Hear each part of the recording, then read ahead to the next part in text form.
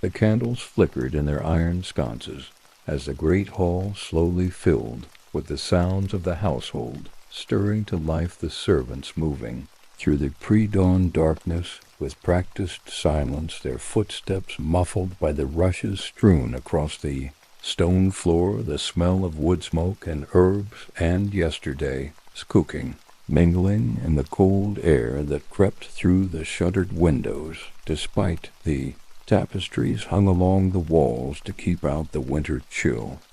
Lady Eleanor of Ashworth woke in her chamber on this January morning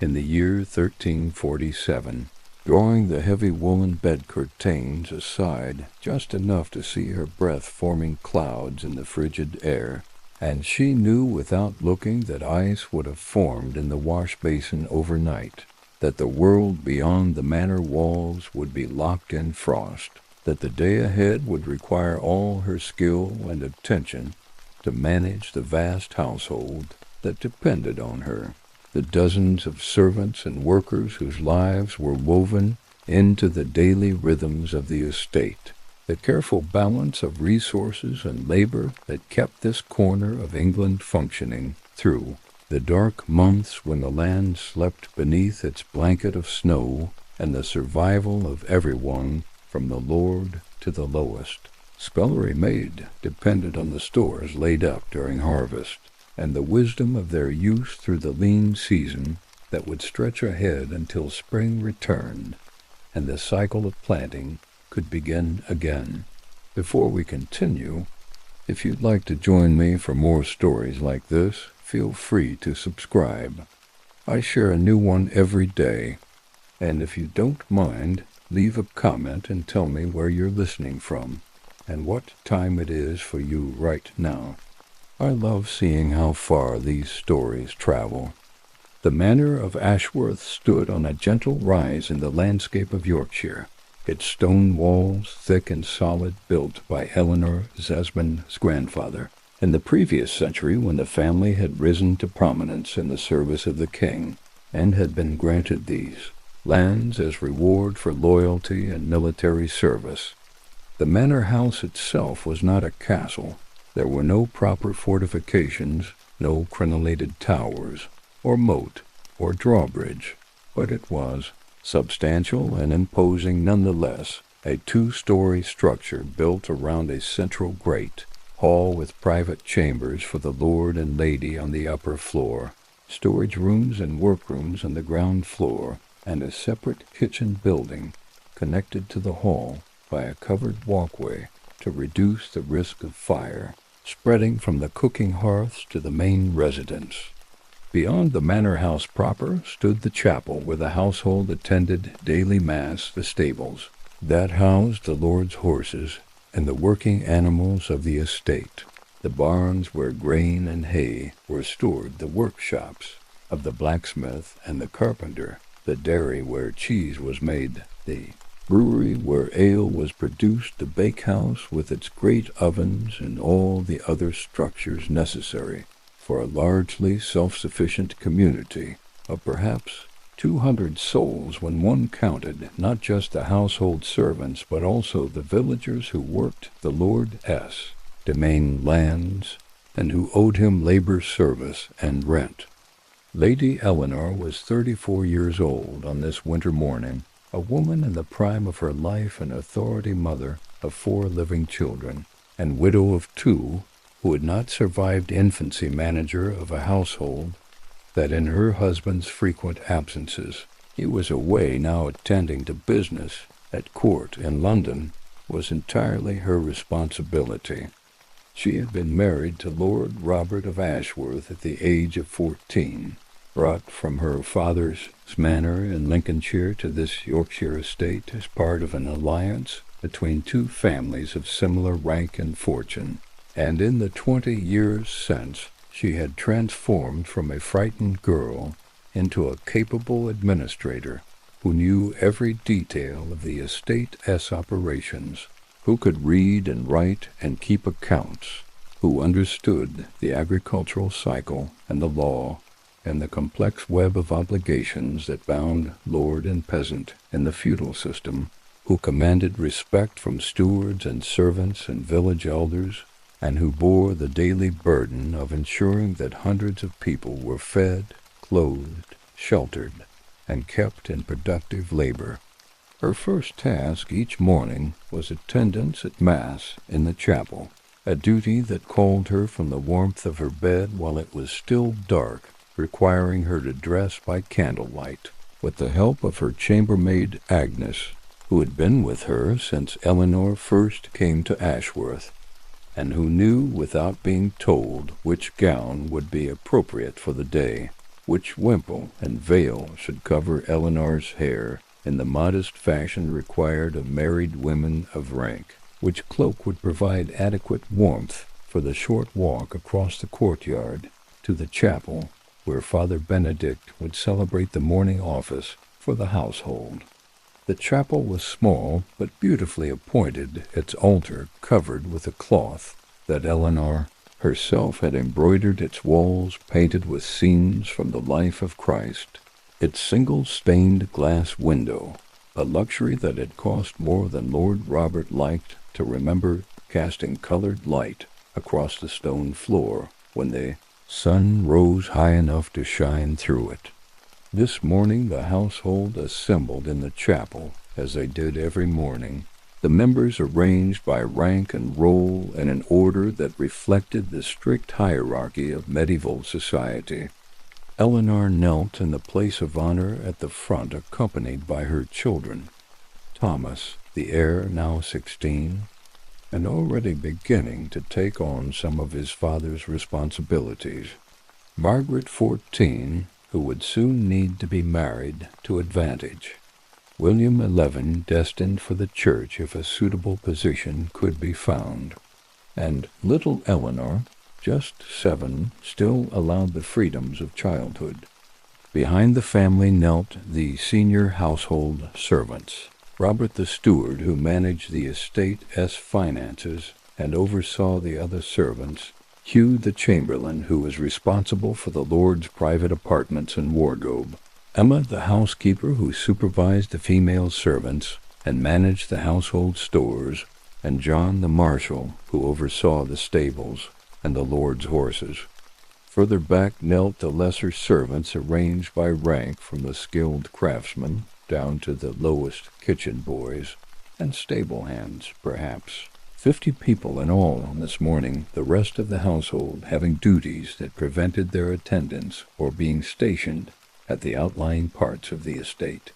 Father Benedict conducted the service in Latin that most of the congregation did not understand, the ancient words flowing over them in familiar rhythms, the responses given by rote, the rituals of standing and kneeling and crossing themselves performed with the automatic precision of long practice. Eleanor followed the service with genuine devotion. She had been taught from childhood that the salvation of her soul depended on faithful observance of the Church's requirements, and she believed this with the certainty that characterized medieval faith. But part of her mind was already running through the tasks of the day ahead, the decisions that would need to be made, the problems that would need to be solved, the people who would need her attention and judgment. After the inspection of the stores, Eleanor spent time with her daughters Margaret and Little. Eleanor in the solar, a private chamber on the upper floor of the Manor House that served as a sitting room and workspace for the women of the household. The solar was one of the most comfortable rooms in the house, with a fireplace that kept it relatively warm, windows with wooden shutters that could be opened on fine days to admit light and air, window seats with cushions where one could sit in comfort, and furnishings that included several chairs, a table for needlework and other tasks, and chests for storing clothes and linens. The walls were plastered and painted with decorative designs, and a large tapestry depicting a hunting scene provided both beauty and insulation against drafts.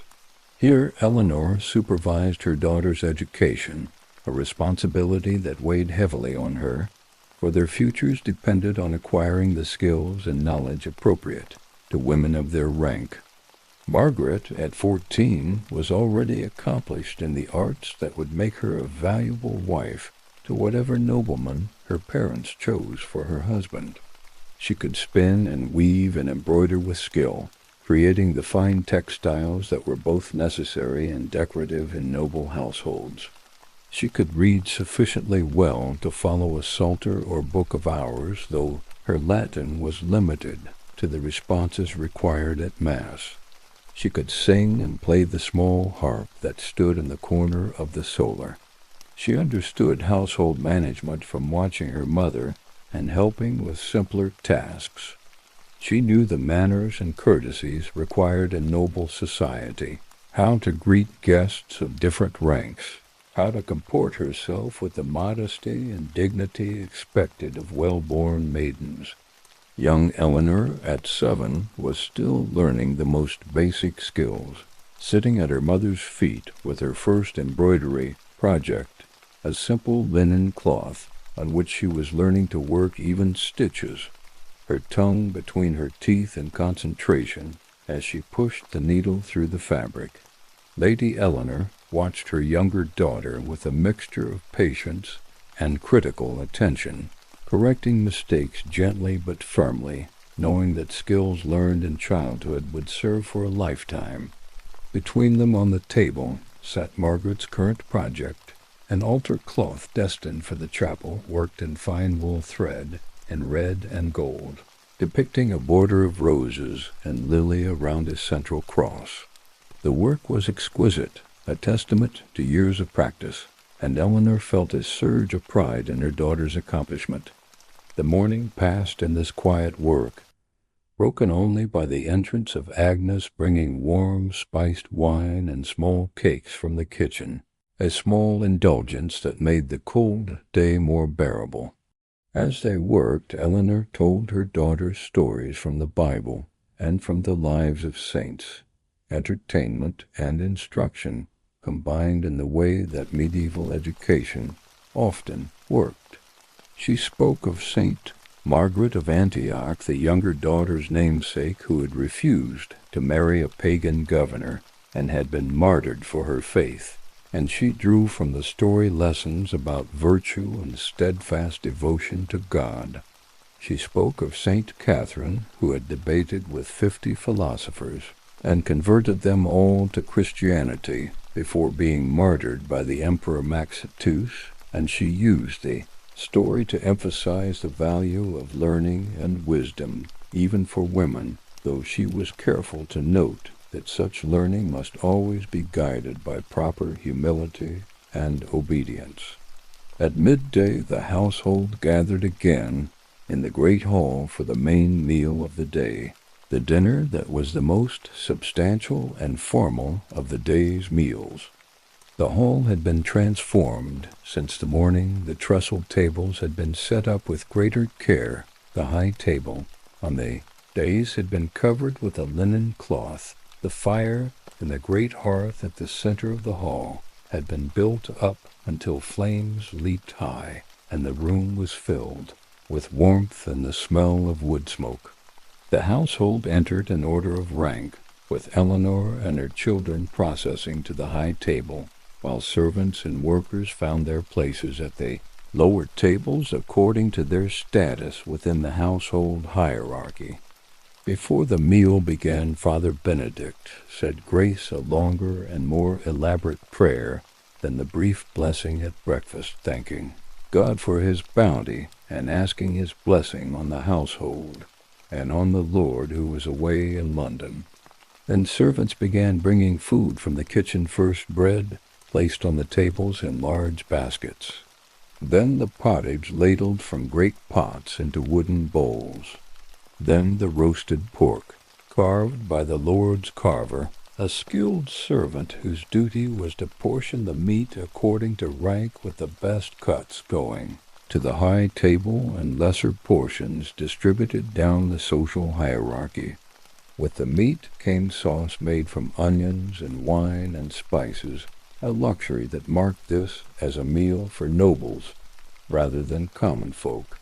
For the high table there was also a fish dish pike from the manor's pond, cooked in a rich broth with herbs for even. Though this was not a fast day when meat was forbidden, variety was expected at a noble table.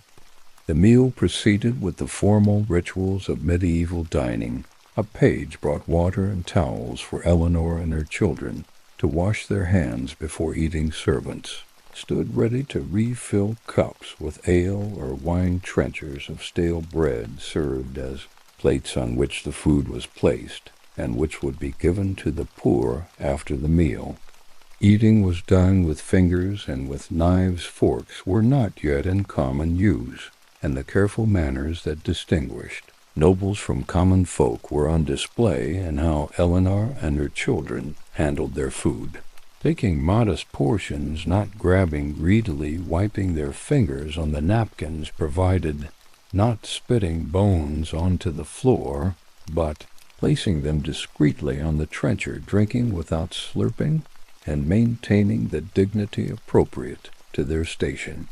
While the household ate, a minstrel, who had arrived the previous evening seeking shelter, played his viol, a stringed instrument, and sang songs of courtly love and martial valor, entertaining the diners with tales of knights and ladies of Roland and Oliver, of King Arthur and his round table. Such entertainment was expected when travelers of the minstrel class passed through, and the household welcomed the break from routine that a skilled performer provided. The minstrel would receive food shelter for the night and probably a small payment of coins for his service, and in return he brought news from other parts of the country, stories and songs, a connection to the wider world beyond the manor's boundaries. After the meal, as the household dispersed again to the afternoon's work, Eleanor spent time attending to her charitable duties.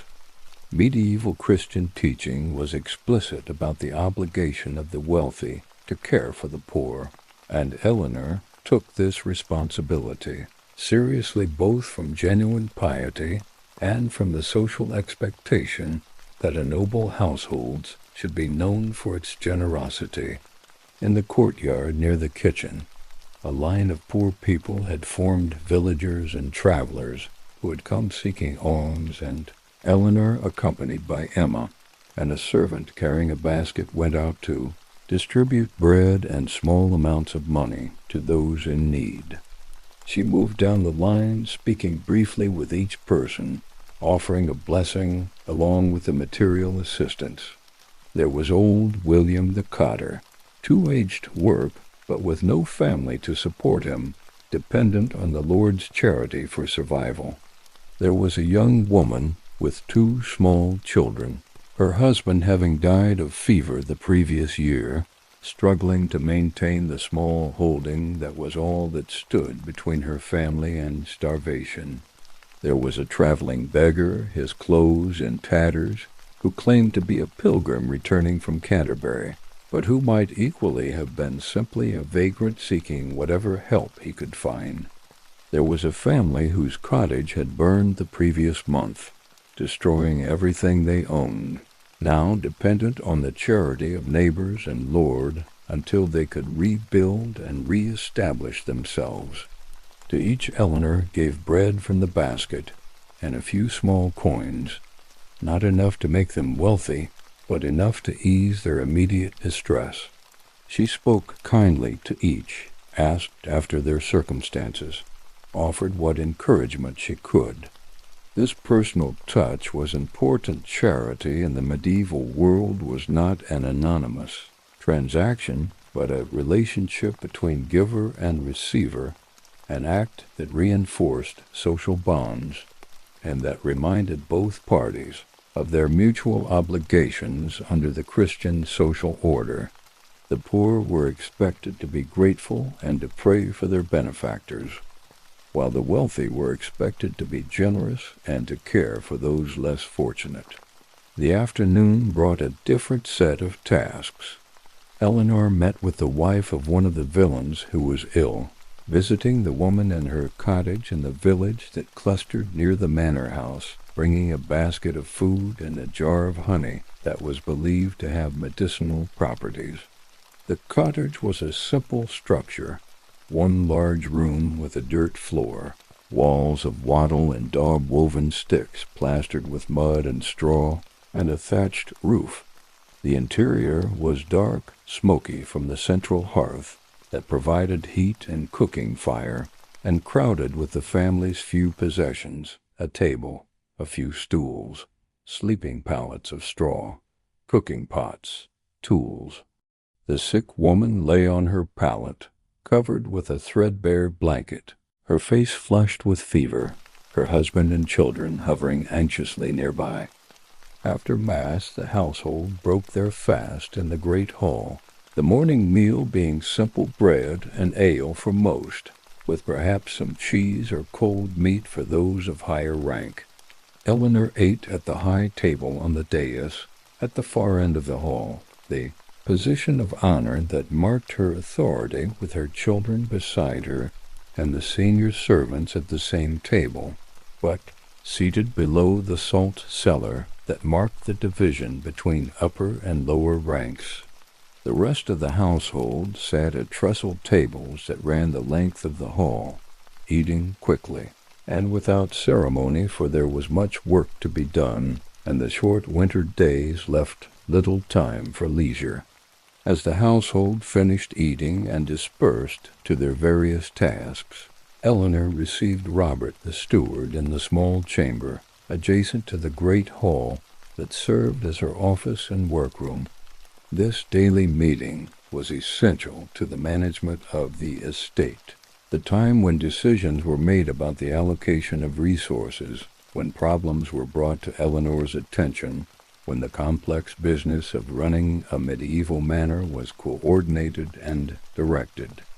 Robert was a man of 50 born on the estate, son of the previous steward, trained from youth in the management of land and labor and accounts, literate and numerate, and possessed of the kind of practical wisdom that came from decades of experience.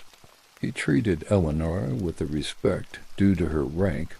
but also with the frank directness that she valued, knowing that she needed honest information and sound advice if she was to make good decisions in her husband's absence. The first matter Robert raised was the state of the grain stores. The harvest of the previous autumn had been adequate but not abundant, and careful rationing would be necessary to ensure that the household and the working animals could be fed through to the new harvest. Eleanor studied the accounts that Robert presented, written in a clear hand on parchment, showing the quantities of wheat, barley, oats, and rye in the various barns and storage buildings, the amounts allocated for different purposes: bread for the household, brewing for ale, seed for spring planting, fodder for animals, sales at market to generate cash for necessary purchases. The calculations were complex, but Eleanor understood them, having been trained in household management by her mother, and having practiced the skills for 2 decades. She authorized a slight reduction in the daily allowance of bread for the lower servants, not enough to cause real hardship, but enough to extend the stores, and she instructed Robert to investigate purchasing additional grain from a neighboring manor if it could be had at a reasonable price. The second matter concerned repairs to one of the barns whose roof had been damaged in a recent storm. The carpenter had assessed the damage and estimated that the repairs would require 3 days of work and a substantial amount of timber. Eleanor authorized the work to proceed, knowing that a damaged roof could lead to spoiled grain, and that the cost of repairs was far less than the cost of lost stores. She also made a note to herself to inspect the roofs of all the other buildings before the worst of the winter weather arrived, preventing problems rather than having to remedy them after damage occurred. The third matter was more delicate, a dispute between 2 of the villains, the peasants who held land from the lord in exchange for labor, service, and rent.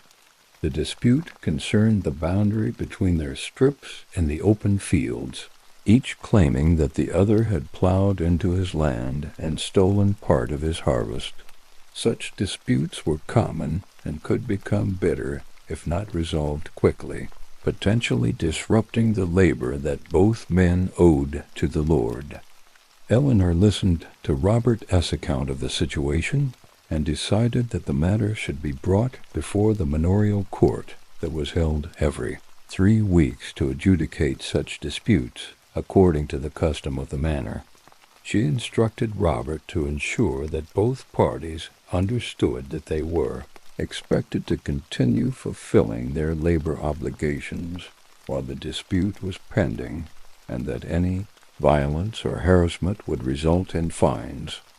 These and a dozen other matters occupied Eleanor and Robert for more than an hour, the business of the estate requiring constant attention and decision-making. When Robert finally departed to oversee the day's work, Eleanor took a few moments to herself, sitting at the small table in her chamber and looking out the narrow window at the frost-covered landscape beyond. The manor's lands stretched in all directions, the demesne fields that were worked for the Lord's benefit, the common fields where the villains held their strips, the meadows where animals grazed in warmer seasons, the woods where pigs foraged for acorns and where timber was harvested under careful regulation, the mill by the stream where grain was ground, the fish pond where carp were raised for the table, the orchards planted with apple and pear trees. All of this was her responsibility to manage, to protect, to ensure remained productive and profitable for her family. But Eleanor's duties extended beyond mere management of resources. As lady of the manor, she was also responsible for the welfare of the household in a more personal sense, for the health and well-being of the servants and workers, for the maintenance of proper moral conduct, for the education of her children, for the hospitality that was expected of a noble household, for the charitable obligations that were both religious duty and social expectation. The day ahead would include all of these responsibilities woven together in the complex pattern of medieval life. Her next task was to visit the kitchens with Emma, the housekeeper, to plan the meals for the coming days, and to inspect the household stores. The kitchen was a separate building, as was common in grander houses, connected to the great hall by a covered walkway, but isolated to reduce fire risk. The kitchen was dominated by an enormous fireplace, where joints of meat could be roasted on spits turned by kitchen. Boys were pots of pottage, the thick soup of vegetables, grains, and sometimes meat that was a staple of the medieval diet bubbled over the flames, where bread was sometimes baked when the separate bakehouse was not in operation. The walls were hung with cooking implements, knives of various sizes, ladles and spoons, pots and pans, strainers and graters, all the tools of medieval cookery. The floor was paved with stone and sloped slightly toward a drain in the center, making it easier to wash away the inevitable mess of food preparation. The kitchen staff, under the direction of Master William the cook, consisted of a half-dozen workers of varying skill and rank, from the experienced assistant cook, who could prepare elaborate dishes for the high table, down to the scullions, who washed pots and carried water and performed the endless menial tasks that kept the kitchen functioning. The kitchen was hot despite the winter cold outside, the great fire and the labor of cooking keeping the temperature at levels that had the workers sweating even in January.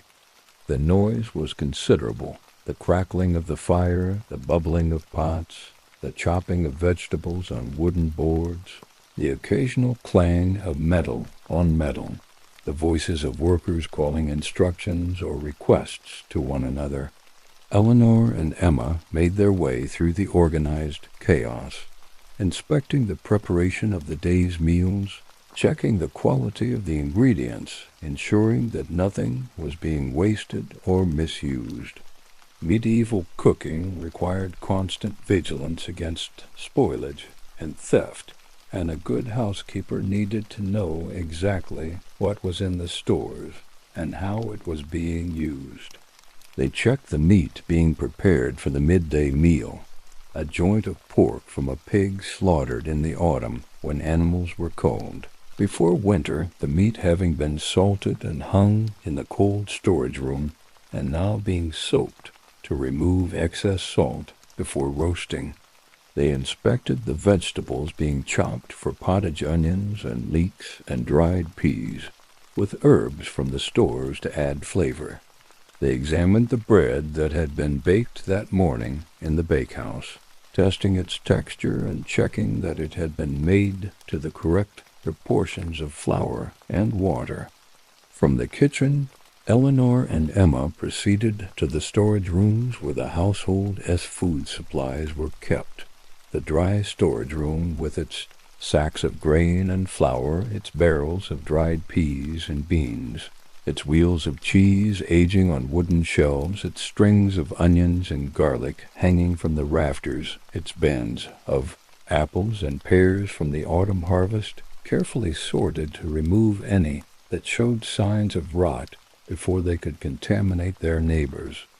The cold storage room, partly underground, to maintain lower temperatures, held the salted and smoked meats that would sustain the household through the winter, the hams and bacon hanging from hooks, the salt pork in barrels, the occasional fresh meat from animals slaughtered as needed. The dairy, a separate small building, was where milk from the manor's cows was processed into butter, and cheese the shelves lined with cheeses in various stages of aging, the butter churn standing ready for the daily task of transforming cream into the butter that was essential to medieval cookery and to the household as economy, as surplus butter could be sold for cash or traded for goods the manor could not produce. Emma's knowledge of these stores was encyclopedic, and she could tell Eleanor at a glance how long supplies would last, what was running low and needed to be obtained by purchase or trade, what was abundant and could perhaps be sold, what was in danger of spoiling and needed to be used quickly. Together they planned the meals for the coming week, balancing the need for variety against the constraints of what was available, ensuring that the high table was properly supplied with the meat, fish, and finer dishes appropriate to noble rank, while the servants' tables received the simpler but substantial fare of bread, pottage, ale, and occasional meat that sustained hard-working bodies. Medieval diet was carbohydrate-heavy by modern standards, with bread and porridge forming the bulk of what most people ate, but it was adequate when supplies were good and could sustain the intense physical labor that medieval life required. Eleanor examined the woman with the practical medical knowledge that most medieval women of rank possessed, learned from observation and from the herbal remedies that had been passed down through generations. She felt the woman's forehead, noted the heat of the fever, looked at her eyes and tongue, asked about her symptoms. The illness appeared to be a fever, common enough in winter when people lived in close quarters and disease spread easily. Dangerous but not necessarily fatal if the patient was strong enough and if the fever did not worsen. Eleanor instructed the family to keep the woman warm, to give her plenty of water mixed with honey, to let her rest. She left the basket of food, knowing that illness in a family often meant hardship, as the sick person could not work, and others had to take up the burden while also caring for the patient. As she left the cottage, Eleanor made a mental note to send Father Benedict to give the woman confession, and perhaps the last rites if the illness worsened. Spiritual care was as important as physical care in medieval understanding. and a death without proper confession and absolution was a tragedy that endangered the soul's salvation. She also noted that the family would need help with their labor obligations to the manor while the woman was ill, and she would instruct Robert the steward to make appropriate adjustments, balancing compassion with the need to ensure that the Lord's fields were properly worked. The late afternoon found Eleanor back in the solar with her daughters and several of the senior female servants, working on the household's textile production. Medieval households of any size produced many of their own textiles, both from economic necessity and because certain items required such skill that they could not be readily purchased. The women of the household spent much of their time in spinning, weaving, and sewing, creating the clothing, linens, and decorative textiles that the household required. Eleanor herself was working on a set of bed hangings for the chamber her son Thomas would occupy when he married, embroidering them with the family's coat of arms and with decorative motifs of leaves and birds, work that would take months to complete, but that would be a treasured heirloom. Around her, the other women worked at their own tasks, Margaret continuing with her altar cloth, Agnes spinning wool into thread using a drop spindle, one of the kitchen maids learning to card wool under Emma's patient instruction, preparing it for spinning. The work was accompanied by talk, the women sharing news and gossip, discussing the affairs of the household and the village, singing work songs that helped to pace the repetitive tasks.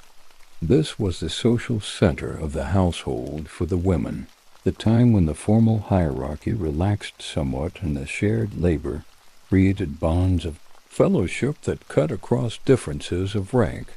As they worked, Eleanor taught both by example and by direct instruction, showing Margaret a particular stitch or explaining to the young maid learning to card wool the importance of working in the same direction to align the fibers properly. She told stories as she had done in the morning, both for entertainment and for instruction, drawing on the vast storehouse of tales that medieval culture had accumulated stories from the Bible, from the lives of saints, from ancient history, from Romance literature. She spoke of Penelope weaving and unweaving her shroud while waiting for Odysseus to return, a story that held lessons about faithfulness and patience. She spoke of the women in Proverbs who worked with wool and flax and whose worth was far above rubies, reinforcing the dignity and importance of the work they were doing. As evening approached, the household began preparations for supper, a lighter meal than dinner, but still requiring organization and labor. Eleanor left the solar to oversee these preparations, moving through the house and checking on various tasks, the kitchen where bread and cheese and cold meat were being prepared, the great hall where tables were being set, the buttery where ale was being drawn from barrels for the evening meal. She found small problems and corrected them. A servant who was working too slowly was chided and sent to complete his task more quickly. A dispute between two kitchen maids over the order in which tasks should be done was resolved with a few firm words. A question about how to apportion the food was answered based on her knowledge of who had worked hardest that day and deserved larger portions. Supper was simpler than dinner, with less ceremony and formality. The household ate quickly, for the daylight was fading, and there were still evening tasks to be completed before bedtime. After the meal, Father Benedict led the household in evening prayers in the great hall, the entire community gathering before the great hearth to recite together the prayers that marked the close of the day. The hall, lit by the fire and by a few candles, was transformed into a sacred space, the familiar room becoming a place of worship as the household stood or knelt together and spoke the ancient words that connected them to the larger community of Christendom, to believers across Europe and across the centuries, all praying the same prayers in the same language at the same hours of the day. After prayers, the household dispersed to their sleeping quarters, the servants to the communal sleeping areas in various parts of the manor house and outbuildings, the senior servants to their private rooms, Eleanor and her children to the private chambers on the upper floor. Eleanor spent a final hour in her chamber, with Agnes reviewing the accounts of the days, expenses planning the next day's meals, and work writing a letter to her husband in London to report on the estate as affairs and to send news of the children. Medieval literacy was limited, but Eleanor had been taught to read and write as part of her education, and she valued the skill both for its practical utility and for the connection it provided to her absent husband. The letter she wrote was not romantic or emotional in the way modern letters might be medieval. Marriages among the nobility were primarily political and economic alliances, and while affection might develop between spouses, it was not the basis of the relationship. Eleanor wrote to Robert about practical matters, the state of the grain stores, the repairs to the barn, the dispute between the villains, the illness in the village, the progress of their son Thomas in his education and training, the need to begin considering marriage alliances for Margaret. She wrote in a clear, businesslike hand on parchment that had been purchased at considerable expense, using ink made by one of the household servants from oak galls and iron sulfate. When the letter was complete, she would seal it with wax impressed with her own seal, a mark of authority that allowed her to conduct business in her husband's absence, and she would give it to a messenger to carry to London, a journey of several days through winter conditions that would be dangerous and difficult. Finally, as the last candles guttered in their holders and the household settled into sleep, Eleanor knelt beside her bed for her private prayers, the personal devotions that closed each day. She prayed for her husband's safety, for her children's health and future prosperity, for the souls of the 2 children she had buried, for the well-being of the household and the estate, for the poor and sick she had helped that day, for her own salvation, and for the grace to fulfill her duties with wisdom and justice. The prayers were familiar, repeated every night for years, but they provided comfort and structure, a sense of connection to the divine order that governed the world, and that gave meaning and purpose to the daily struggles of earthly life. As she finally climbed into her bed, drawing the heavy curtains against the cold, Eleanor reflected on the day that had passed, and on the day that would come tomorrow, which would be much like this one, as the day after would be much like that, in the endless cycle of medieval life where the rhythms of the agricultural year and the routines of household management created a pattern that repeated with small variations across the seasons and the years. It was a life of tremendous responsibility and constant labor, but it was also a life of purpose and dignity, of authority and respect, of connection to the land and to the community, of faith and duty, and the satisfaction that came from managing well the resources and people that God had placed in her care. The winter months would pass slowly, each day bringing its tasks and challenges, its small triumphs and occasional setbacks. There would be days when the cold was so intense that work outside was nearly impossible, when fingers grew numb despite gloves and the wind cut through even the thickest cloaks.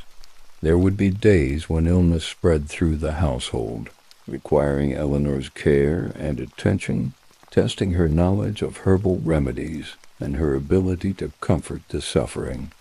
There would be days when supplies ran low and careful rationing was necessary, when tempers grew short and disputes erupted that required her judgment to resolve. There would be days when messengers arrived with news from Robert in London or from her family in Lincolnshire, welcome connections to the wider world. There would be days when the chaplain gave particularly moving sermons that lifted everyone's spirits, when the minstrels or traveling entertainers arrived to break the monotony, when the weather cleared enough to permit hunting or other diversions. And through it all, Eleanor would maintain the routines and rituals that structured life in the Manor House, rising before dawn, attending Mass, breaking fast, consulting with the steward, managing the household, caring for the sick and poor, supervising her children's education, overseeing the stores and the kitchens, settling disputes, maintaining standards, ensuring that the complex machinery of the medieval estate continued to function smoothly. Her authority was absolute within her sphere, and she wielded it with the combination of firmness and fairness that characterized good medieval governance, expecting obedience from those below her while maintaining her own obligations to those above her, and to the divine order that placed everyone in their proper station. The great hall, as Eleanor drifted toward sleep, would be silent now, except for the occasional pop of the dying fire, the servants who slept there on pallets along the walls, already deep in their own slumber, exhausted by the day's labor. The household was at rest, the manor was secure, the world beyond the walls was locked in winter darkness. Inside the thick stone walls, behind the shuttered windows, beneath the thatched and tiled roofs, the people of Ashworth Manor slept the sleep of those who had worked hard, and who would rise again tomorrow to work hard again, caught in the eternal cycle of labor and rest, of duty and reward, of earthly struggle and eternal hope that characterized medieval existence. Eleanor's last conscious thoughts were prayers, as they always were, commending herself and her household to God's protection through the night, asking the Virgin Mary to intercede for them, invoking the saints whose names she had borne and whose examples she tried to follow. And then sleep claimed her, and the manor house settled into the profound quiet of a winter night in medieval England, a quiet broken only by the wind in the eaves, the crackling of embers in hearths, the occasional sound of an animal in the stables, the small noises of a community at rest.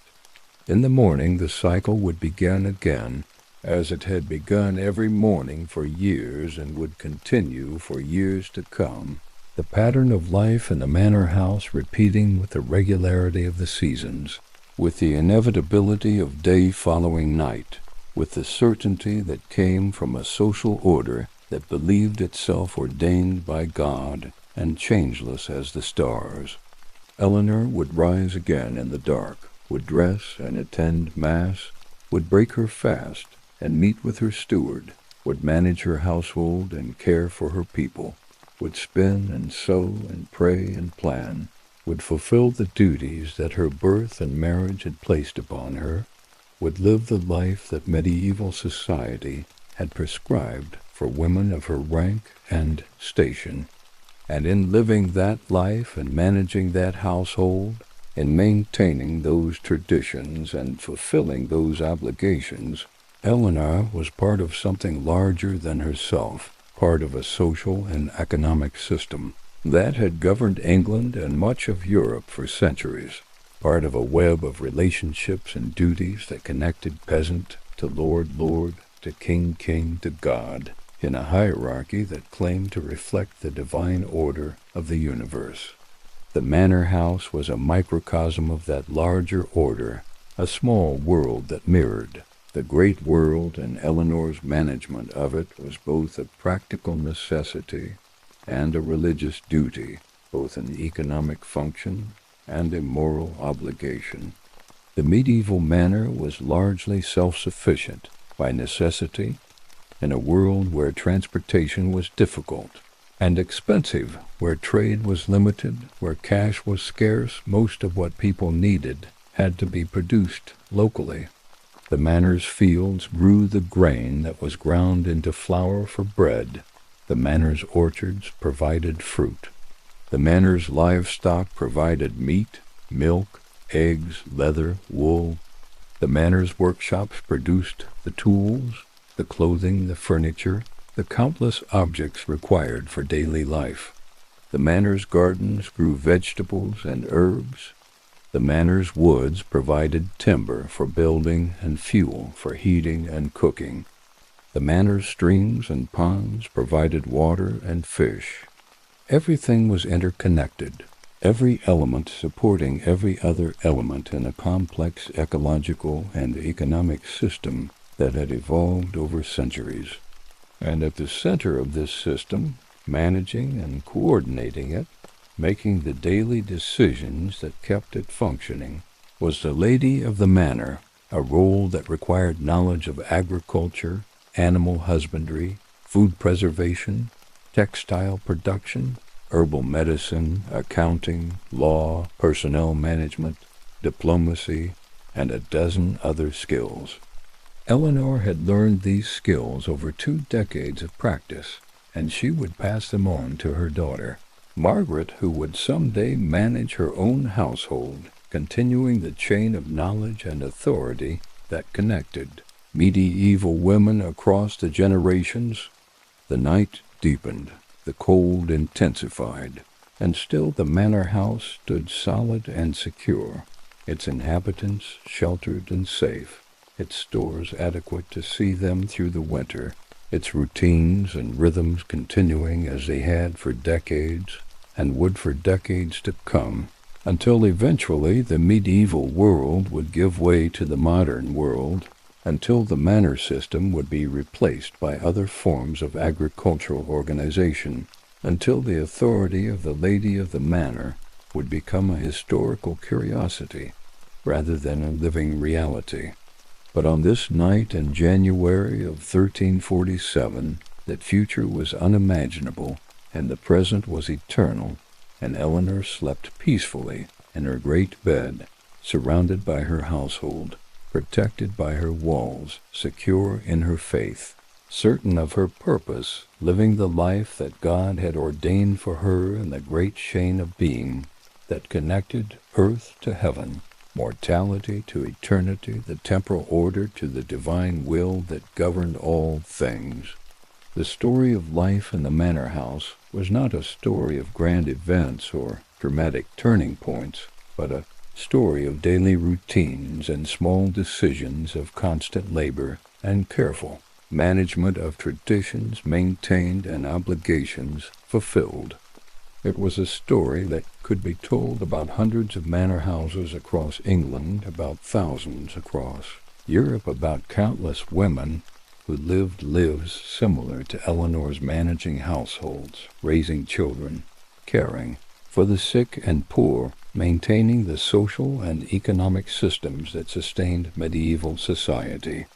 Their names are mostly forgotten, their individual stories lost to history, but their collective achievement, the maintenance of civilization through difficult times, the preservation of knowledge and skills, the creation of the material and social infrastructure that made medieval life possible,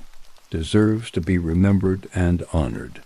And so we leave Lady Eleanor sleeping in her manor house on that winter night in 1347, a woman of her time and place, fulfilling her role with competence and dignity, living a life that would seem strange and constrained to modern eyes, but that had its own integrity and purpose, its own satisfactions and rewards. In the morning she would rise and begin again the cycle of tasks that filled her days, and the manor house would come alive again with the sounds of labor and life, and the great wheel of the seasons would turn, and the medieval world would continue its slow rotation toward a future that none of its inhabitants could foresee, a future where manor houses would become museums and the authority of the lady of the manor would become a subject for historical study rather than a living reality, but where the fundamental human needs for food and shelter and community and purpose would remain as constant as they had been in Eleanor S. time and as they are in our own.